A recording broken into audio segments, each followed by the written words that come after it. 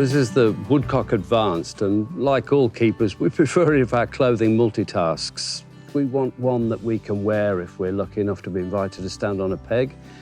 We're usually in front of the peg, running the beating line, or if we're behind with the dogs picking up. Keepers need a coat that will tick so many different boxes. This does. It really does multitask for us. It's smart. You can even wear it if you want to go on a shopping trip or down to the pub. It's acceptable anywhere. It also has this four-way stretch, and that's the first thing you notice when you put it on. It stretches in all directions, so when you're swinging on that high bird, you've got plenty of arm movement.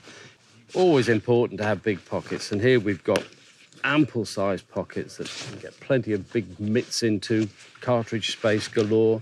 Of course, you've got, as per normal, the wonderful hand-warming pockets, and I know you couldn't be without those nowadays. They're perfect. So plenty of pocket space. It's breathable. It's quiet, which ticks other boxes.